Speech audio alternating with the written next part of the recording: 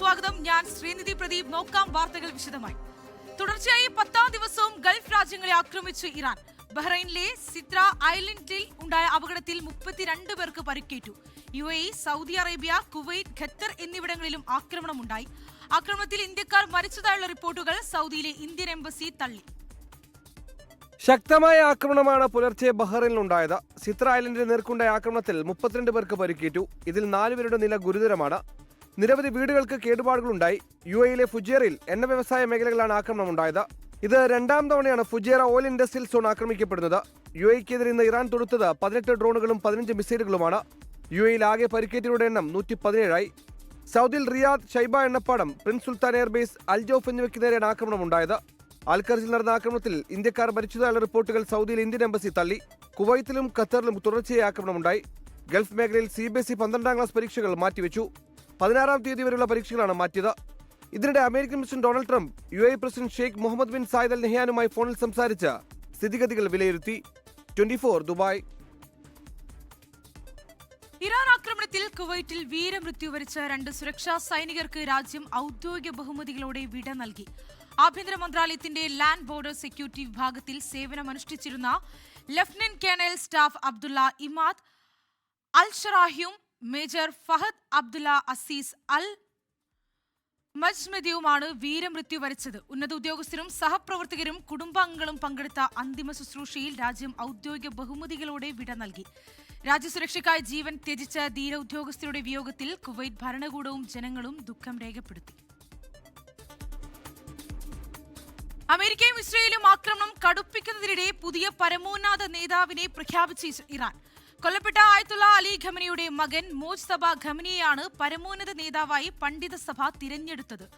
മോജ്തബയെ Russian president Vladimir Putin അഭിനന്ദിച്ചു. ഇതിനിടെ ലബനോണിൽ Israel രാസായുധം പ്രയോഗിച്ചെന്ന human rights വാച്ചിന്റെ റിപ്പോർട്ടും പുറത്തുവന്നു. ഇറാനിൽ കുടുംബവാഴ്ചയുണ്ടാകില്ലെന്നായിരുന്നു പഹ്ലവി കുടുംബത്തെ ഭരണത്തിൽ നിന്ന് താഴെയിറക്കി ജനത്തിന് ഇസ്ലാമിക ഭരണകൂടത്തിന്റെ ഉറപ്പ്. എന്നാൽ നിലവിലെ സാഹചര്യത്തിൽ ജനത്തെ ഒന്നിച്ചു നിർത്തുന്നതിന്റെ ഭാഗമായാണ് കൊല്ലപ്പെട്ട ആയത്തുള്ള അലി ഖമനയുടെ മകൻ മൊജ്തബയെ പരമോന്നത നേതാവായി തിരഞ്ഞെടുത്തത്. 88 അംഗ മതപണ്ഡിത സഭയുടേതാണ് തീരുമാനം. ഖമനയുടെ 2ാമത്തെ മകനായ മൊജ്തബയ്ക്ക് IRGC-യിലും പണ്ഡിത സഭയിലും നിർണായക സ്വാധീനവുമുണ്ട്. യാഥാസ്ഥിതിക വിഭാഗത്തിന്റെ ഉറച്ച നാവായ മൊജ്തബയാണ് ഖമനയുടെ ഓഫീസ് നിയന്ത്രിച്ചിരുന്നത് എന്ന ആരോപണവും ഉയർന്നിരുന്നു. ഖമനയി കൊല്ലപ്പെട്ട ആക്രമണത്തിൽ മൊജ്തബയുടെ ഭാര്യയ്ക്കും മകനും ജീവൻ നഷ്ടമായിരുന്നു. പുതിയ നേതാവിനെ അംഗീകരിക്കില്ലെന്നാണ് അമേരിക്കയുടെയും ഇസ്രയേലിന്റെയും നിലപാട്. മൊജ്തബയെ പ്രഖ്യാപിച്ചതിന് പിന്നാലെ ഇസ്രയേലിൽ ഇറാൻ മിസൈൽ ഡ്രോണാക്രമണം കടുപ്പിച്ചെന്നാണ് റിപ്പോർട്ട്. 10ാം ദിനവും ഇറാനിൽ അമേരിക്കയുടെയും ഇസ്രയേലിന്റെയും സൈനിക നടപടി മാറ്റമില്ലാതെ തുടരുകയാണ്. IRGC-യുടെയും ആഭ്യന്തര സേനയായ ബസിജിന്റെയും സുപ്രധാന കേന്ദ്രങ്ങൾ തകർത്തെന്ന് ഇസ്രയേൽ അവകാശപ്പെട്ടു. യുദ്ധത്തിൽ കൊല്ലപ്പെട്ട അമേരിക്കൻ സൈനികരുടെ എണ്ണം 7ആയി. ഇതിനിടെ ഈ മാസം ആദ്യം തെക്കൻ ലബനോണിലെ ജനവാസ മേഖലകളിൽ ഇസ്രയേൽ വൈറ്റ് ഫോസ്ഫറസ് രാസവസ്തു പ്രയോഗിച്ചതിന് തെളിവ് ലഭിച്ചെന്ന് ഹ്യൂമൻ റൈറ്റ്സ് വാച്ച് അറിയിച്ചു. ലബനോണിൽ ഇസ്രയേൽ ഹിസ്ബുള്ള ഏറ്റുമുട്ടലും തുടരുകയാണ്. International desk 24. ഇപ്പോൾ കിട്ടിയ വാർത്തയിലേക്ക്. എറണാകുളം പെരുമ്പാവൂരിൽ കൊല്ലപ്പെട്ട നിയമവിദ്യാർത്ഥിനി ജിഷയുടെ അമ്മ രാജേശ്വരി അന്തരിച്ചു. കളമശ്ശേരി മെഡിക്കൽ കോളേജിൽ ചികിത്സയിലിരിക്കെയാണ് അന്ത്യം. വിവരങ്ങൾ പങ്കുവയ്ക്കാൻ ലിഡിയ ജേക്കബ് കൂടി ചേരുന്നുണ്ട്. ലിഡിയ, എപ്പോഴായിരുന്നു അന്ത്യം? ഏതെങ്കിലും തരത്തിലുള്ള വാർദ്ധക്യ സഹജമായ അസുഖത്തെ തുടർന്ന് ചികിത്സയിലായിരുന്നു? വിവരങ്ങൾ എങ്ങനെയാണ്? ശ്രീനിധി, അല്പം മുമ്പാണ് രാജേശ്വരി അന്തരിച്ചത്. 2016-ൽ പെരുമ്പാവൂരിൽ കൊല്ലപ്പെട്ട ജിഷയുടെ ബലാത്സംഗം ചെയ്ത് കൊല്ലപ്പെട്ട ജിഷയുടെ അമ്മ രാജേശ്വരിയാണ് അല്പം മുമ്പ് കളമശ്ശേരി മെഡിക്കൽ കോളേജിൽ വെച്ച് അന്തരിച്ചത്. ഏകദേശം ഒരു 10 ദിവസമായി വാർദ്ധക്യ സഹജമായ അസുഖങ്ങളെ തുടർന്ന് കളമശ്ശേരി മെഡിക്കൽ കോളേജിൽ ചികിത്സയിലായിരുന്നു. അങ്ങനെ ചികിത്സയിലിരിക്കെയാണ് അല്പം മുമ്പ് അന്ത്യം സംഭവിച്ചിരിക്കുന്നത്. മൃതദേഹം നാളെ രാവിലെ 10 മണിക്ക് മുടക്കുഴ ഐമുറിയിലെ വീട്ടിലെത്തിക്കും. മരണാനന്തര ചടങ്ങുകൾക്ക് ശേഷം പെരുമ്പാവൂർ തന്നെയുള്ള ശ്മശാനത്തിലാണ് സംസ്കാരം ഉണ്ടാവുക. ഏകദേശം ഒരു 10 ദിവസത്തോളമായി ചികിത്സയിലും കാര്യങ്ങളിലും ഒക്കെ ആയിരുന്നു. വിവിധ സ്ഥലങ്ങളിലൊക്കെ, പ്രത്യേകിച്ച് എറണാകുളം മറൈൻ ഡ്രൈവിലൊക്കെ ജോലി ചെയ്ത് വരികയായിരുന്നു ജിഷയുടെ അമ്മ. സാഹചര്യത്തിൽ ഇത്തരത്തിൽ അസുഖത്തെ തുടർന്ന് കളമശ്ശേരി മെഡിക്കൽ കോളേജിൽ പ്രവേശിപ്പിക്കുകയും തുടർന്ന് ഇന്ന് അല്പസമയം മുൻപ് അന്തരിക്കുകയുമായിരുന്നു. ശരി. എറണാകുളം പെരുമ്പാവൂരിൽ കൊല്ലപ്പെട്ട നിയമവിദ്യാർത്ഥിനി ജിഷയുടെ അമ്മ രാജേശ്വരി അന്തരിച്ചു. വാർദ്ധക്യ സഹജമായ അസുഖത്തെ തുടർന്ന് ചികിത്സയിലിരിക്കെയാണ് അന്ത്യം. കൊച്ചിയിൽ നിന്ന് ലിഡിയ ജേക്കബാണ് വിവരങ്ങൾ പങ്കുവച്ചത്. ജനവാസ കേന്ദ്രങ്ങൾക്ക് നേരെ ആക്രമണം ഉണ്ടാകുന്ന പശ്ചാത്തലത്തിൽ സൗദി സിവിൽ ഡിഫൻസ് ജാഗ്രതാ നിർദ്ദേശം പുറപ്പെടുവിച്ചു. നാഷണൽ ഏർലി വാർണിംഗ് പ്ലാറ്റ്ഫോം വഴി മൊബൈൽ ഫോണുകളിൽ ലഭിക്കുന്ന മുന്നറിയിപ്പ് സന്ദേശങ്ങൾ ജനങ്ങൾ ഗൗരവമായി കാണണമെന്ന് സിവിൽ ഡിഫൻസ് അറിയിച്ചു. ഇത്തരം സന്ദേശങ്ങൾ ലഭിക്കുമ്പോൾ സ്വീകരിക്കേണ്ട സുരക്ഷാ മുൻകരുതലുകളെക്കുറിച്ച് വ്യക്തമായ മാർഗനിർദ്ദേശങ്ങളാണ് അധികൃതർ നൽകിയിരിക്കുന്നത്.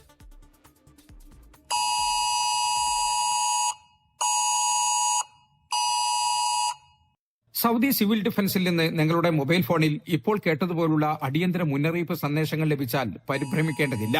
നിർദ്ദേശങ്ങൾ കൃത്യമായി പാലിക്കുകയാണ് വേണ്ടതെന്ന് സിവിൽ ഡിഫൻസ് അറിയിച്ചു. ഇത്തരമൊരു സന്ദേശം ലഭിച്ചാലുടൻ നിങ്ങൾ നിൽക്കുന്ന സ്ഥലത്തിന് തൊട്ടടുത്തുള്ള സുരക്ഷിതമായ കെട്ടിടത്തിനുള്ളിലേക്ക് മാറണം. ജനലുകളിൽ നിന്നും ഗ്ലാസ് പ്രതലങ്ങളിൽ നിന്നും അകലം പാലിക്കണം. അകത്തെ മുറികളിൽ അഭയം പ്രാപിക്കുന്നതാണ് ഏറ്റവും സുരക്ഷിതം. അപകട സാധ്യത പൂർണ്ണമായും ഒഴിഞ്ഞു എന്ന് സിവിൽ ഡിഫൻസ് അധികൃതർ അറിയിക്കുന്നതുവരെ വീടിന് പുറത്തോ കെട്ടിടത്തിന് പുറത്തോ ഇറങ്ങാൻ പാടില്ല. തുറസായ സ്ഥലങ്ങൾ, ജനാലകൾ, ബാൽക്കണികൾ, കെട്ടിടങ്ങളുടെ മുകൾ ഭാഗം എന്നിവിടങ്ങളിൽ നിൽക്കുന്നത് പൂർണ്ണമായും ഒഴിവാക്കണം. മുന്നറിയിപ്പ് സന്ദേശം ലഭിക്കുമ്പോൾ വീടിന് പുറത്താണെങ്കിൽ ഉടൻ തന്നെ അടുത്തുള്ള കെട്ടിടത്തിൽ പ്രവേശിക്കുകയോ അല്ലെങ്കിൽ ഏതെങ്കിലും സുരക്ഷിതമായ മറയ്ക്ക് പിന്നിൽ നിൽക്കുകയോ ചെയ്യണം. വാഹനം ഓടിച്ചുകൊണ്ടിരിക്കുമ്പോഴാണ് മുന്നറിയിപ്പ് ലഭിക്കുന്നതെങ്കിൽ പരിഭ്രാന്തരായി വേഗത കൂട്ടരുത്. പകരം പാലങ്ങൾക്കും ഉയരമുള്ള കെട്ടിടങ്ങൾക്കും താഴെയല്ലാത്ത സുരക്ഷിതമായ ഒരിടത്ത് വാഹനം ഒതുക്കി നിർത്തണം. ആൾക്കൂട്ടത്തിനിടയിലേക്ക് പോകുന്നത് ഒഴിവാക്കണം. അപകടകരമായ സാഹചര്യങ്ങൾ ക്യാമറയിൽ പകർത്താനോ ഫോട്ടോ എടുക്കാനോ പാടില്ല എന്നും സൗദി സിവിൽ ഡിഫൻസ് കർശനമായി നിർദ്ദേശിക്കുന്നു. ഏതെങ്കിലും തരത്തിലുള്ള അപകടങ്ങൾ ശ്രദ്ധയിൽപ്പെട്ടാൽ മക്ക, മദീന, റിയാദ്, കിഴക്കൻ പ്രവിശ്യ എന്നിവിടങ്ങളിലുള്ളവർ 911 എന്ന നമ്പരിലും രാജ്യത്തിന്റെ മറ്റു ഭാഗങ്ങളിലുള്ളവർ 998 എന്ന നമ്പരിലും അടിയന്തര സഹായത്തിനായി വിളിക്കേണ്ടതാണ്. ജലീൽ കണ്ണമംഗലം, 24 ജിദ്ദ. മധ്യപൂർവേഷ്യൻ സംഘർഷത്തിൽ പാർലമെന്റിൽ ഇന്ത്യയുടെ നിലപാട് വ്യക്തമാക്കി വിദേശകാര്യമന്ത്രി ഡോക്ടർ എസ് ജയശങ്കർ. സംഘർഷത്തിൽ ആശങ്കയുണ്ടെന്നും ഇന്ത്യക്കാരുടെ സുരക്ഷയ്ക്കായി പ്രതിജ്ഞാബദ്ധമെന്നും എസ് ജയശങ്കർ പറഞ്ഞു. വിഷയത്തിൽ പ്രസ്താവനയല്ല ചർച്ചയാണ് വേണ്ടതെന്നാവശ്യപ്പെട്ട് പ്രതിപക്ഷം പ്രതിഷേധിച്ചു. രാജ്യസഭയിൽ പ്രതിപക്ഷം ഇറങ്ങിപ്പോയി. പ്രതിപക്ഷ ബഹളത്തിൽ ലോക്സഭ തടസ്സപ്പെട്ടു. മധ്യപൂർവേഷ്യൻ സംഘർഷത്തിൽ ബജറ്റ് സമ്മേളനത്തിന്റെ രണ്ടാം ഘട്ടത്തിലെ ആദ്യ ദിവസം തന്നെ പാർലമെന്റ് പ്രതിപക്ഷ പ്രതിഷേധത്തിൽ പ്രക്ഷുബ്ധമായി. സംഘർഷത്തിൽ ഇന്ത്യയ്ക്ക് ആശങ്കയുണ്ടെന്ന് പ്രസ്താവനയിൽ വിദേശകാര്യമന്ത്രി എസ് ജയശങ്കർ അറിയിച്ചു. പ്രശ്നങ്ങൾ ചർച്ചയിലൂടെയും നയതന്ത്രത്തിലൂടെയും പരിഹരിക്കണം. ഇന്ത്യക്കാരുടെ സുരക്ഷയ്ക്കും രാജ്യത്തെ ഊർജ്ജ സുരക്ഷയ്ക്കുമാണ് സർക്കാർ ഏറ്റവും കൂടുതൽ മുൻഗണന നൽകുന്നത് എന്നും വിദേശകാര്യമന്ത്രി.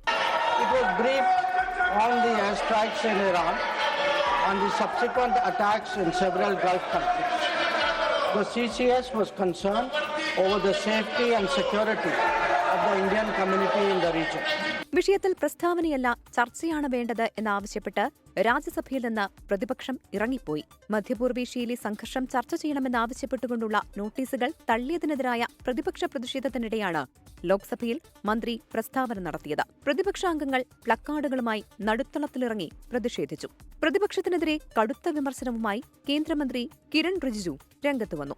പ്രധാനമന്ത്രി വിട്ടുവീഴ്ച ചെയ്യുന്നുവെന്ന കാര്യങ്ങൾ പുറത്തുവരുന്നതിനാൽ ഭരണപക്ഷം ചർച്ച ആഗ്രഹിക്കുന്നില്ല എന്ന് ലോക്സഭാ പ്രതിപക്ഷ നേതാവ് രാഹുൽ ഗാന്ധി കുറ്റപ്പെടുത്തി. പ്രതിപക്ഷ ബഹളത്തെ തുടർന്ന് സ്പീക്കർ ഓം ബിർളയ്ക്കെതിരായ അവിശ്വാസ പ്രമേയം ഇന്ന് ലോക്സഭയിൽ അവതരിപ്പിച്ചില്ല. 24 ഡൽഹി. ഗൾഫിൽ CBSE 12ാം ക്ലാസ് പരീക്ഷ മാറ്റിവെച്ചു. ഈ മാസം 12 മുതൽ 16 വരെയുള്ള പരീക്ഷകളാണ് മാറ്റിയത്. പുതുക്കിയ തീയതി പിന്നീട് അറിയിക്കും. മധ്യപൂർവേഷ്യൻ സംഘർഷത്തിനിടെ ആഗോള വിപണിയിൽ എണ്ണവില കുതിക്കുന്നു. യുദ്ധം തുടങ്ങി 10 ദിവസം പിന്നിട്ടതോടെ ക്രൂഡ് ഓയിൽ വിലയും ക്രമാതീതമായി ഉയർന്നു. ക്രൂഡ് വില ബാരലിന് $107.2 ബ്രന്റ് ക്രൂഡ് വില $110.7 എത്തി. ക്രൂഡ് ഓയിൽ വില കുതിച്ചുയർന്നതോടെ ഇന്ത്യ അടക്കമുള്ള രാജ്യങ്ങൾ ആശങ്കയിലാണ്. US ക്രൂഡ് ഓയിൽ വില ബാരലിന് 18% ഉയർന്ന് $107.2 ബ്രാൻഡ് ക്രൂഡ് ഓയിൽ വില 20% ഉയർന്ന് $110.7 എത്തിയത്. ഇന്ത്യൻ എണ്ണ കമ്പനികൾ സമീപകാലത്ത് റഷ്യൻ എണ്ണയ്ക്ക് ബദലായി വലിയ താൽപര്യം കാട്ടിയ UAE-യുടെ മർബൻ ക്രൂഡ് ഓയിലിന്റെ വില 17% ഉയർന്ന് $120.8 എത്തി. എണ്ണവില കൂടുന്നത് ഏറ്റവുമധികം തിരിച്ചടിയാകുന്നത് ഇന്ത്യയ്ക്കും അമേരിക്കയ്ക്കുമാണ്. ഇറാന്റെ എണ്ണ സംഭരണ കേന്ദ്രങ്ങൾക്കെതിരായ ഇസ്രയേലിന്റെ ആക്രമണങ്ങൾ വില ഇനിയും കൂട്ടുമെന്നാണ് ആശങ്ക. ബ്രാൻഡ് ക്രൂഡ് ഓയിൽ വില $117 അടുത്തെത്തി പതിയെ താഴെയിറങ്ങിയിരുന്നു. ഒറ്റ ദിവസം ക്രൂഡ് ഓയിൽ വില ഇത്രയും കുതിച്ചു കയറുന്നത് 1988 ശേഷം ഇതാദ്യമായാണ്. ക്രൂഡ് ഓയിലിന് പിന്നാലെ നിത്യോപയോഗ സാധനങ്ങളുടെ വിലയും കൂടിയേക്കുമെന്നാണ് റിപ്പോർട്ട്. LPG, പെട്രോൾ, ഡീസൽ വില വർദ്ധിക്കുന്നത് അവശ്യവസ്തുക്കളുടെ വില വർദ്ധിപ്പിക്കും. ഉപഭോഗത്തിനുള്ള 90% ക്രൂഡ് ഓയിലും ഇറക്കുമതി ചെയ്യുന്ന ഇന്ത്യക്കാണ് ഏറ്റവും വലിയ തിരിച്ചടി. പെട്രോൾ, ഡീസൽ വില കൂട്ടില്ലെന്ന് കേന്ദ്രം വ്യക്തമാക്കിയിട്ടുണ്ടെങ്കിലും എണ്ണവില ബാരലിന് $120 മുകളിലേക്ക് പോകുന്നത് എണ്ണ കമ്പനികൾക്ക് ഇനിയും താങ്ങാനാകില്ല. Research desk 24. തിരികെ വാർത്തകളിലേക്ക്. കുവൈറ്റിൽ സന്ദർശന വിസയിൽ കഴിയുന്ന ഇന്ത്യക്കാർ തങ്ങളുടെ വിവരങ്ങൾ കൈമാറണമെന്ന് ഇന്ത്യൻ എംബസി അറിയിച്ചു. എംബസിയിലെ കമ്മ്യൂണിറ്റി അഫയേഴ്സ് വിഭാഗത്തിൽ community.kuwaiti@mea.gov.in എന്ന ഇമെയിൽ വിലാസത്തിലേക്കാണ് വിവരങ്ങൾ നൽകേണ്ടത്. പാസ്പോർട്ടിന്റെ പകർപ്പ്, പാസ്പോർട്ട് ഇഷ്യൂ ചെയ്ത തീയതിയും കാലാവധിയും, കുവൈറ്റ് വിസയുടെ പകർപ്പ് എന്നിവയും വിവരങ്ങളിൽ ഉൾപ്പെടുത്തണം. സന്ദർശക വിസ വിഭാഗത്തിൽ കുവൈറ്റിൽ കഴിയുന്ന ഇന്ത്യൻ പൗരന്മാരുടെ പുതുക്കിയ റെക്കോർഡ് നിലനിർത്തുക എന്നതാണ് ലക്ഷ്യമെന്ന് എംബസി അറിയിച്ചു. ജിദ്ദ വിമാനത്താവളത്തിലെ തിരക്ക് മൂലം മലയാളി യാത്രക്കാർ ഉൾപ്പെടെയുള്ളവരുടെ യാത്ര മുടങ്ങി. സൗദി എയർലൈൻസിൽ കൊച്ചിയിലേക്ക് ഉൾപ്പെടെ ഇന്ത്യയിലേക്ക് ടിക്കറ്റ് എടുത്ത പലർക്കും ബോർഡിംഗ് പാസ് ലഭിച്ചിട്ടും യാത്ര ചെയ്യാൻ കഴിയുന്നില്ലെന്ന് ബന്ധപ്പെട്ടവർ അറിയിച്ചു. ഒരേ സമയം നിരവധി വിമാനങ്ങൾ സർവീസ് നടത്തുന്നതാണ് പ്രധാന പ്രശ്നം. ഇതുമൂലം ഇമിഗ്രേഷൻ കൗണ്ടറുകളിലും സെക്യൂരിറ്റി ചെക്കിംഗിലുമുള്ള കനത്ത ക്യൂവാണ് അനുഭവപ്പെടുന്നത്. ഉംറ തീർത്ഥാടകർ ഉൾപ്പെടെ നിരവധി പേരുടെ യാത്ര മുടങ്ങി. ഇന്ത്യയിലേക്കുള്ള യാത്രക്കാർ വിമാനം പുറപ്പെടുന്നതിന് കുറഞ്ഞത് 5 മണിക്കൂർ മുമ്പെങ്കിലും വിമാനത്താവളത്തിൽ എത്തണമെന്ന് അധികൃതർ നിർദ്ദേശിച്ചു. 24 ഫ്ലവേഴ്സും ചേർന്നൊരുക്കിയ മില്യൺ മലയാളി ക്ലബ്ബിൽ അംഗങ്ങളായി പ്രവാസി മലയാളികളും. ജിദ്ദയിൽ നിരവധി പ്രവാസികളാണ് കൂട്ടായ്മയുടെ ഭാഗമായത്. സംഘർഷഭീതിയുടെ പശ്ചാത്തലത്തിൽ ഈ സംവിധാനത്തിന് ഏറെ പ്രസക്തിയുണ്ടെന്ന് പ്രവാസികൾ അഭിപ്രായപ്പെട്ടു. ആഗോള മലയാളികളെ ഒരു കുടക്കീഴിൽ കൊണ്ടുവരുന്ന മില്യൺ മലയാളി ക്ലബിലേക്ക് സൗദിയിലെ പ്രവാസികളും അംഗങ്ങളായിക്കൊണ്ടിരിക്കുകയാണ്. ഞാനിപ്പോഴുള്ളത് ജിദ്ദയിൽ നടക്കുന്ന ഒരു ഇഫ്താർ സംഗമത്തിലാണ്. OICC മലപ്പുറം ജില്ലാ കമ്മിറ്റി സംഘടിപ്പിക്കുന്ന ഇഫ്താർ സംഗമത്തിലാണ്. ഇവിടെ നിരവധി ആളുകൾ നമ്മുടെ ഈ ആപ്പ് ഇപ്പോൾ ഡൗൺലോഡ് ചെയ്തുകൊണ്ടിരിക്കുകയാണ്. എന്തൊക്കെയാണ് നിങ്ങളുടെ പ്രതീക്ഷ? ഈ സത്യത്തിൽ ഒരു വലിയൊരു ഇനീഷ്യേറ്റീവാണിത്. 24നെ സംബന്ധിച്ചിടത്തോളം 24നല്ല, മലയാളി സമൂഹത്തിന്, ഡയസ്പറ, ഈ ലോകമെമ്പാടുമുള്ള മലയാളികൾക്ക് പരസ്പരം ബന്ധപ്പെടാനും അവരുടെ ആശയവിനിമയം നടത്താനും ഒപ്പം സഹായങ്ങൾ അഭ്യർത്ഥിക്കാനും, പ്രത്യേകിച്ച് ഇപ്പോൾ ഒരു ഭീതിജനകമായ അന്തരീക്ഷത്തിലാണ് നിൽക്കുന്നത്.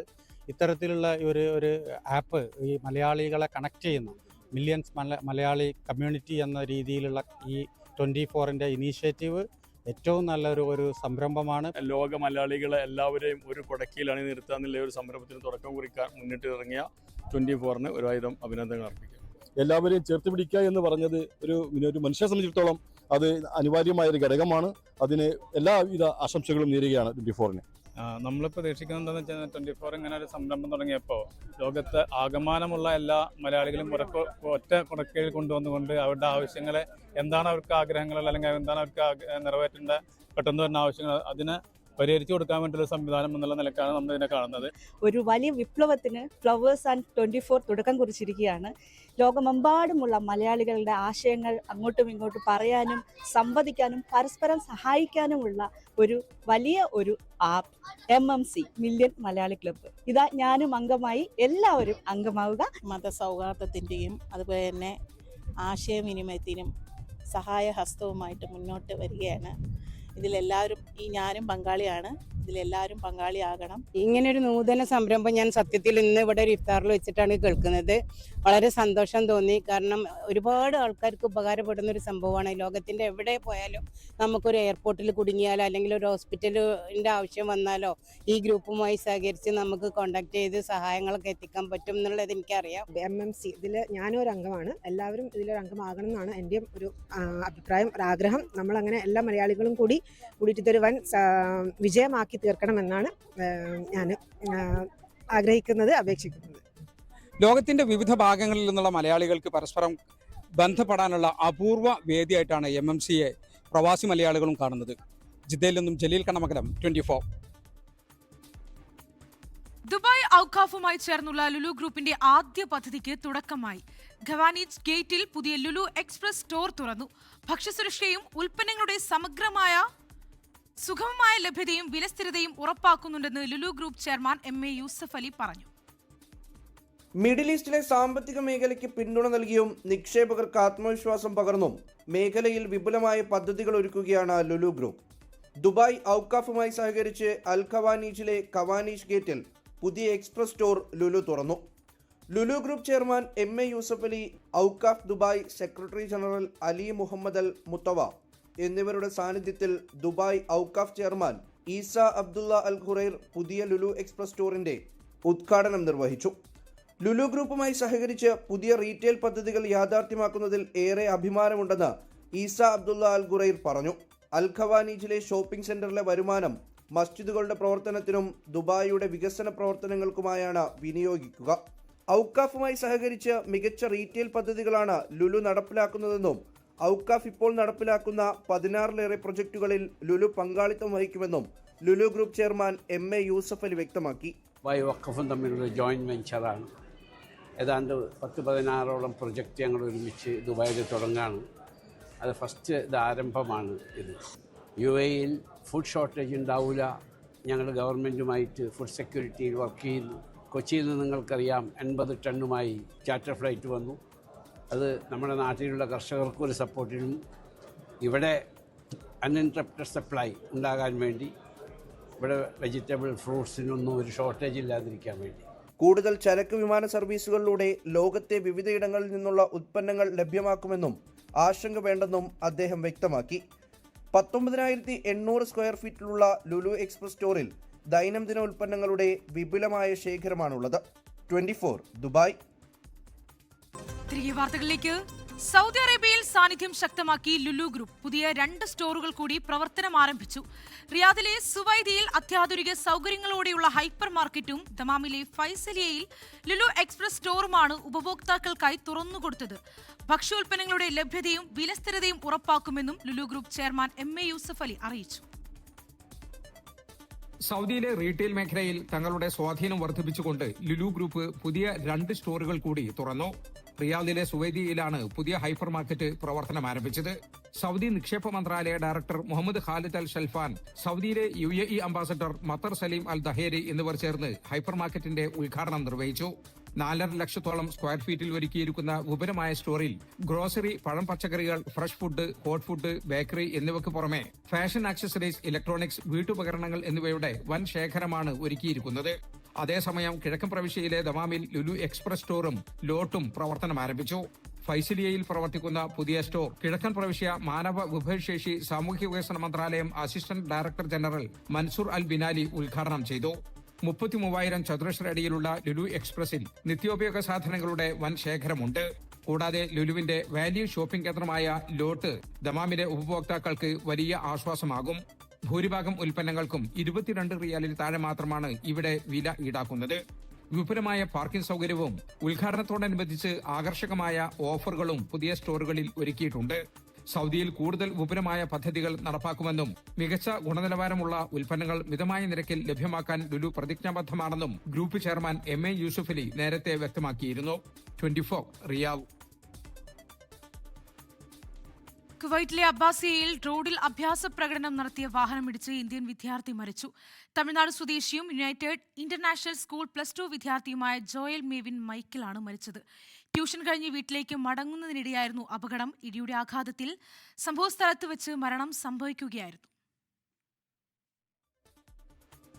ഗൾഫ് മേഖലയിൽ നിലനിൽക്കുന്ന രാഷ്ട്രീയ സംഘർഷങ്ങൾക്കിടെയും സൗദി അറേബ്യയിലെ ജനജീവിതം തികച്ചും സാധാരണ നിലയിൽ. ഭരണകൂടം നൽകുന്ന സുരക്ഷാ ഉറപ്പുകളിൽ വിശ്വാസമർപ്പിച്ച് പ്രവാസികൾക്കിടയിൽ ഇത്തവണയും ഇഫ്താർ സംഗമങ്ങൾ സജീവമാണ്. ജിദ്ദയിലെ OICC മലപ്പുറം ജില്ലാ കമ്മിറ്റി സംഘടിപ്പിച്ച ഇഫ്താർ സംഗമത്തിൽ ആയിരക്കണക്കിന് ആളുകളാണ് പങ്കെടുത്തത്. മേഖലയിൽ സംഘർഷാവസ്ഥ നിലനിൽക്കുന്നുണ്ടെങ്കിലും അതൊന്നും സൗദിയിലെ സാധാരണ ജനജീവിതത്തെ ബാധിച്ചിട്ടില്ലെന്ന് തെളിയിക്കുകയാണ് പ്രവാസ ലോകത്തെ ഈ ഇഫ്താർ കാഴ്ചകൾ.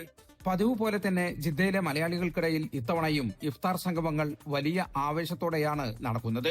കഴിഞ്ഞ ദിവസം ജിദ്ദയിൽ OICC മലപ്പുറം ജില്ലാ കമ്മിറ്റി സംഘടിപ്പിച്ച ഇഫ്താർ സംഗമം ഇതിന് ഉത്തമ ഉദാഹരണമായി മാറി. ജിദ്ദയിൽ എല്ലാ വർഷവും സാധാരണ രീതിയിൽ നടത്തുന്ന പോലെ ഏകദേശം 2000-ഓളം ആളുകളെ പങ്കെടുപ്പിച്ചുകൊണ്ട് ജാതിമത ഭേദമന്യേ അതുപോലെ ജിദ്ദയിലെ രാഷ്ട്രീയ, സാമൂഹിക, സാംസ്കാരിക രംഗത്തുള്ള മുഴുവൻ ആളുകളെയും പങ്കെടുപ്പിച്ചുകൊണ്ട് വളരെ നല്ല മികച്ച രീതിയിൽ ഞങ്ങൾക്ക് ഇപ്രാവശ്യവും നടത്തുവാൻ സാധിച്ചു. കക്ഷി രാഷ്ട്രീയ ഭേദമന്യേ നടന്ന ഈ ഒത്തുചേരലിൽ സ്ത്രീകളും കുട്ടികളും ഉൾപ്പെടെ ആയിരക്കണക്കിന് പ്രവാസികൾ പങ്കെടുത്തു.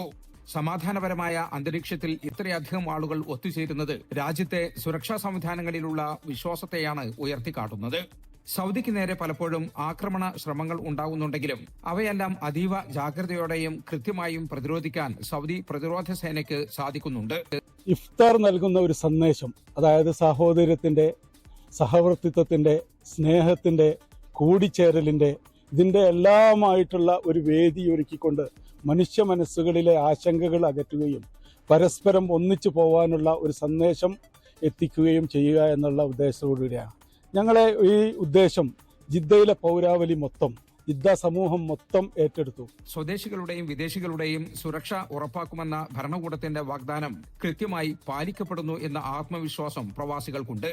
ഭരണകൂടം നൽകുന്ന ഈ സുരക്ഷാ ഉറപ്പാണ് യാതൊരു തടസ്സവുമില്ലാതെ ഇഫ്താർ സംഗമങ്ങൾ സജീവമായി തുടരാൻ പ്രവാസികൾക്ക് കരുത്തേകുന്നത്.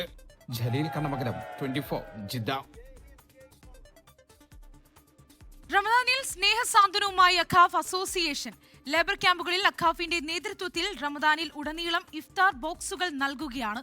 തുടർച്ചയായ 7ാം വർഷമാണ് കിറ്റ് വിതരണം നടക്കുന്നത്.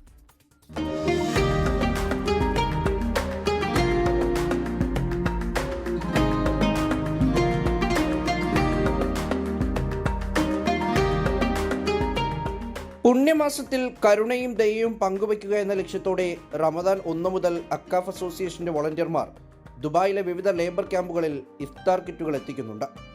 ഒരു ദിവസം 1000-ഓളം പേരിലേക്കാണ് ഈ സ്നേഹപ്പൊതി എത്തുക.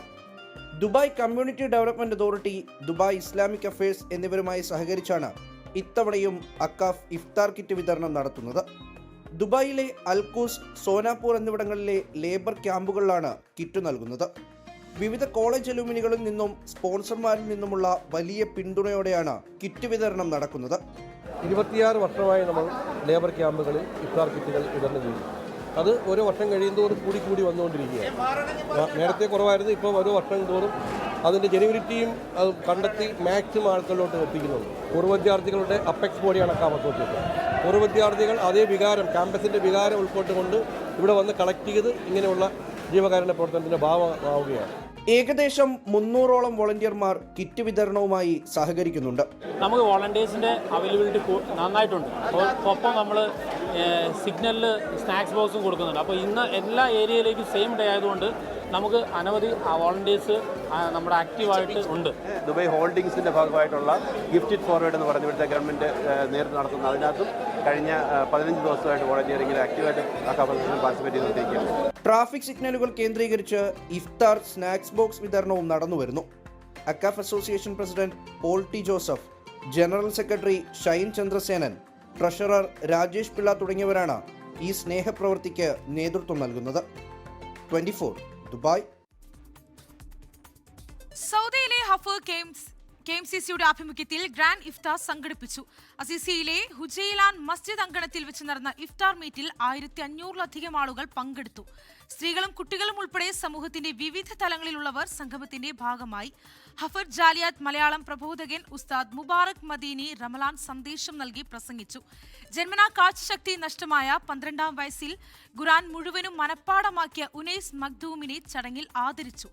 ഹഫർ KMCC ഭാരവാഹികളായ ബാബ മഞ്ചേശ്വരം, ഫൈസൽ മാസ്റ്റർ, സിദ്ദിഖാല തുടങ്ങിയവർ നേതൃത്വം നൽകി. സൗദിയിൽ OICC ഹായിൽ സെൻട്രൽ കമ്മിറ്റിയും അബീർ മെഡിക്കൽ സെന്റർ ഹായിൽ ജനകീയ ഇഫ്താർ സംഘടിപ്പിച്ചു. കക്ഷി രാഷ്ട്രീയ ഭേദമന്യേ 100 കണക്കിന് ആളുകൾ പങ്കെടുത്തു. Abeer medical centre Hail admin Ahmed Turaifi, operation manager Habeeb Rahman, Moinuddin, OICC പ്രതിനിധികളായ ഹൈദർ, ചൻസാർ റഹ്മാൻ, സാബു സദക്കത്ത് എന്നിവർ പരിപാടിക്ക് നേതൃത്വം നൽകി. ജിദ്ദയിൽ മലപ്പുറം ജില്ലാ KMCC സംഘടിപ്പിച്ച ഇഫ്താർ സംഗമം ജനപങ്കാളിത്തം കൊണ്ട് ശ്രദ്ധേയമായി. ജില്ലയിലെ ഐലൻഡ് പാർക്കിൽ നടന്ന സംഗമത്തിൽ 1800-ൽ പരം ആളുകൾ പങ്കെടുത്തു. World KMCC president KP Muhammad Kutty ഉദ്ഘാടനം ചെയ്തു. പ്രസിഡന്റ് ഇസ്മയിൽ മുണ്ടുപറമ്പ് അധ്യക്ഷനായിരുന്നു. നാണി ഇസാഖ്, അബു കട്ടുപാറ, VP മുസ്തഫ തുടങ്ങിയവർ സംസാരിച്ചു. അഷ്റഫ് മുല്ലപ്പള്ളി കുടുംബ സുരക്ഷാ ആനുകൂല്യങ്ങളുമായി ബന്ധപ്പെട്ട വിശദീകരണം നൽകി.